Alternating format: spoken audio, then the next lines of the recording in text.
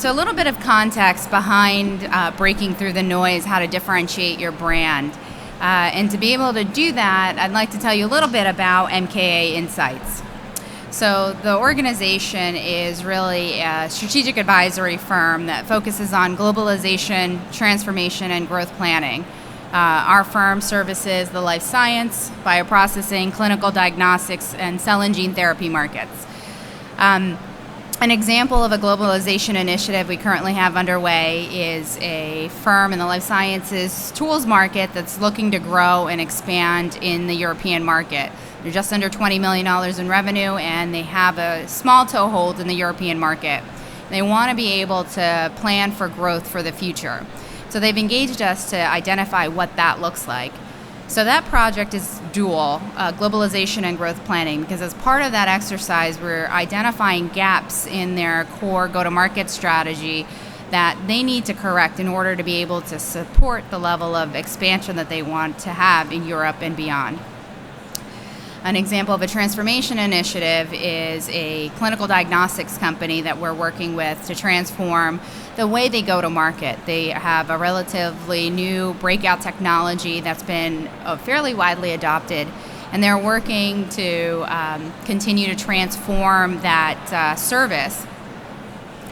And part of the initiative requires taking a hard look at their current go-to-market strategy. They've lost their marketing group, so we've stepped in as an interim marketing organization to help support their go-to-market strategy. And part of this exercise, we're looking at transforming their current technology platform, or their technology focus. And a little bit about me, I'm the managing partner and CEO. My background is in the areas of strategy, finance, marketing, and sales. I've worked at companies such as GE Healthcare, Thermo Fisher Scientific, and a very long time ago, I cut my teeth on strategy in politics in LA County. As we talk about differentiating yourself and breaking through the noise, I think it's important to talk about what is a brand. And without knowing that, it's very difficult to talk about differentiating yourself. So brand is very subjective. Everybody has their own opinions on what is a brand. I like to think of brand as being the culmination of these four elements that you see here. The first is trust. Brands are trusted because there's a belief in the strength of that product or that offering, that company, that individual. And so there's trust within that brand, and that is fluid. It grows and declines over time depending on what that company does to retain or erode that trust. The next is familiarity. As you become familiar with the company and you build trust in them, they start to become familiar, and that could come in the form of logos and colors, slogans, and that allows companies to differentiate themselves from others. And as you continue to progress in the journey of a brand, they start to become a part of our cultural identity. And that could be as an individual, it could come in the form of an employee identity. We start to become passionate about the companies or products and services that we are purchasing or consuming. And these are things like the Coke and Pepsi wars, or the PC and Mac wars, or even the Internet Explorer and Chrome wars that I find myself in today. And so the culture element allows us to have a sense of pride around the brand. And further to this, brands start to generate value, because as we start to trust and become familiar and own these brands as part of our cultural identity, they start to take shape. And brands start to precede us when we walk into the door, customer engagement, and they allow us to have a sense of credibility before we even open our mouths to sell a product or a service. So in my view, these are the four elements that comprise a brand. And if I go deeper on that last element of brand value, my view of brands is that brand value starts from the product. And as we build out a product, people trust it and they believe in it, and they continue to buy it and buy more of it. And as we grow and add more products to our portfolio, we now turn into a business. And this is what I see quite a bit in my world with small, mid-sized businesses as they seek to grow beyond a single product company. And so the businesses tend to have a sense of brand equity that is rooted and has started from the product brand value. And now as the business grows and they see opportunities for expansion beyond the single product, they start to look into other verticals and other markets. And now this is where companies become conglomerates or corporations.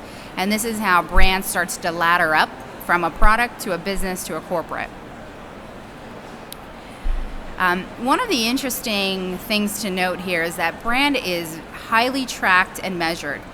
There are many companies out there that do brand valuation exercises. This is one of them. Brand Finance issues a report every year. This one came out in February. This is from the top 500 brands that they valued this year. In the top 10 brands you'll see here are Amazon, Apple, Google, Microsoft, Samsung, AT&T, Facebook, ICBC, Verizon, and China Construction Bank.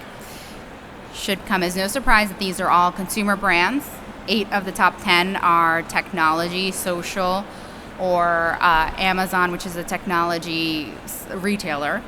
And then the other thing that should be no surprise if you listen to Eric talk is that 2 of these 10 companies are actually China construction financing banks.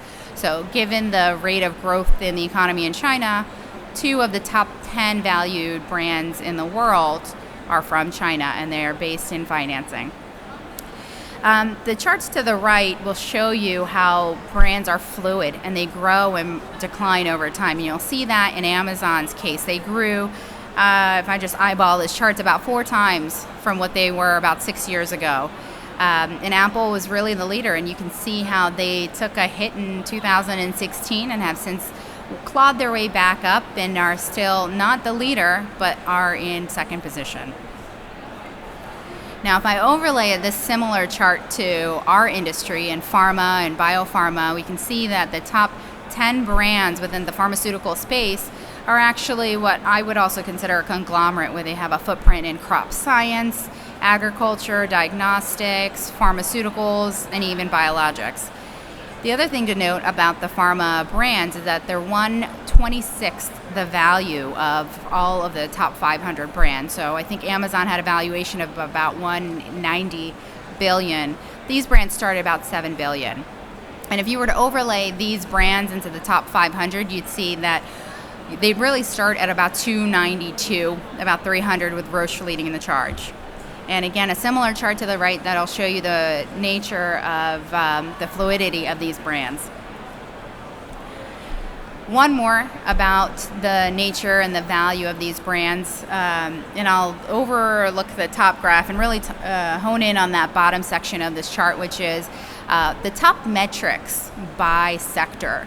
So one of my favorites, and I think this slide validates it, is that reputation, trust, and quality are the leading metrics by which this sector measures itself.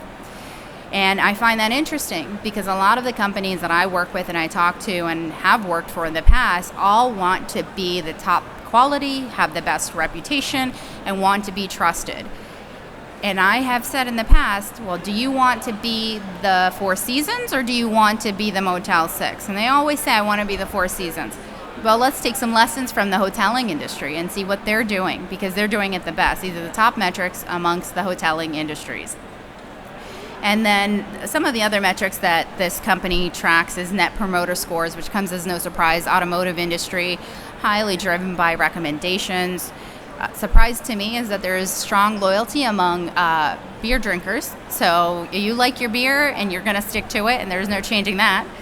And then tech sector, innovation and stakeholder equity are some of the top 2 metrics that drive technology sector. So that's really kind of grounding us in what is a brand, some of the metrics to consider, some of the perceptions of a brand and how they make us feel. And now if we think about how do we take all of that knowledge and put it together into a plan that allows us to break through the noise, I really like to start with a little bit of a lessons learned. And there's no better industry than the pharmaceutical industry to take these lessons learned from for this audience. Brands have a 3 to 5 year shelf life, and I wouldn't say brand naming or logos. I would say our visual identity, the things that you see in this trade show, the colors, the images, the graphics, all of those turn over in about 3 to 5 years. And that's because changes occur rapidly. There are new indications, new competitors enter and exit the marketplace. They capture feedback from clients and customers and patients saying this is not working, or maybe you should consider this. So there's a constant retooling and evolution of the pharmaceutical branding. And it's something we should take note of as we think about how do we differentiate our brand to break through the noise. One of the key lessons learned here is, well, don't do something that's static, continue to evolve and grow over time.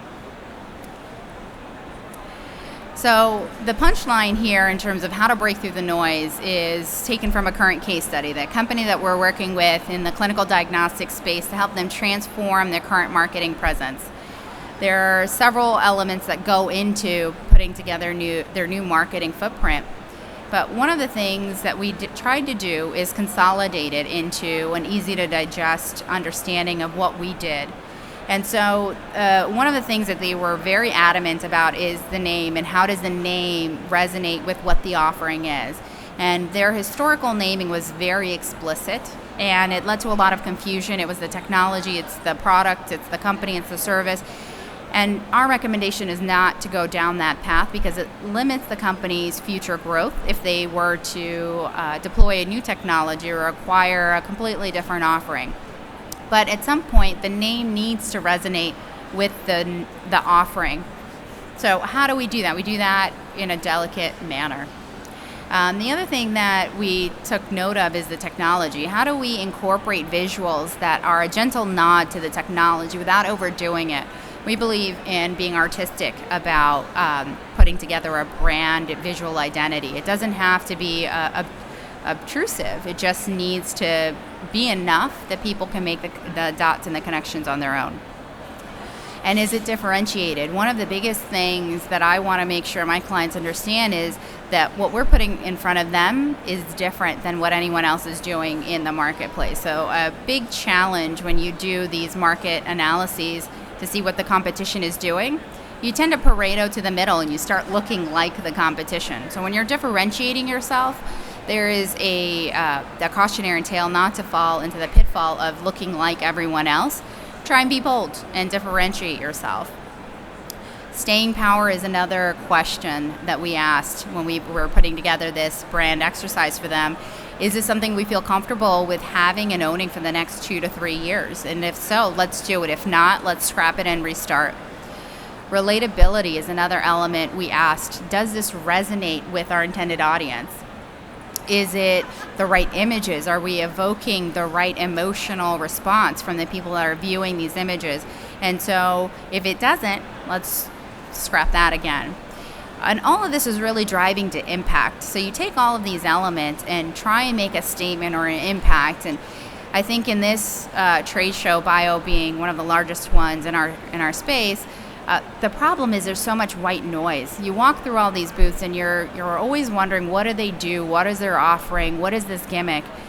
And all you're really hoping for is an impact. You're hoping that what you've got from a marketing and visual perspective makes people pause long enough to stop, ask a question, and engage in a discussion or a dialogue.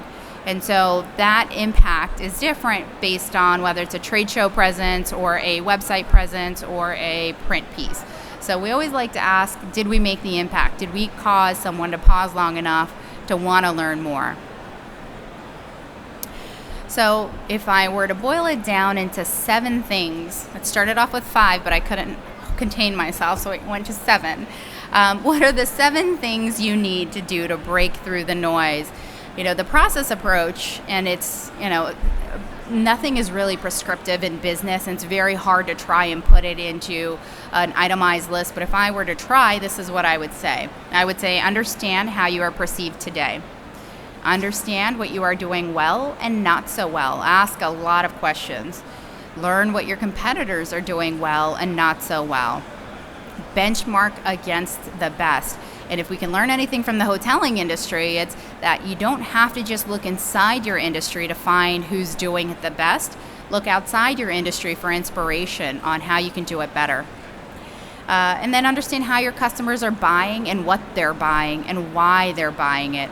Also ask the question from the customers that are choosing not to do business with you, because that is an attentive audience that you seem to have lost.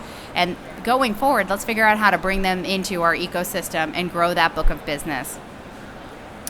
The next one, maybe the second to the last step, which is taking those insights, coming up with a plan from a messaging and positioning approach that captures everything we've just talked about and then some into something that resonates, that's visual, that's appealing, that's impactful, and allows you to break through the noise.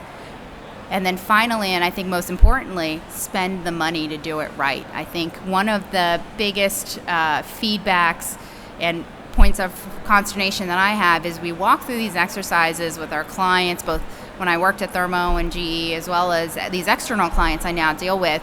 We go through these exercises and we talk about how we can do it differently. And then when it comes down to allocating the funding and really investing the money to do it right, we fall short.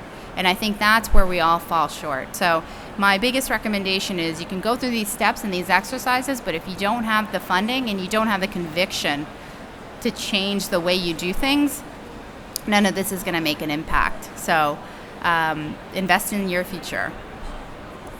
And that's it. Short and simple. Any questions? Thank you.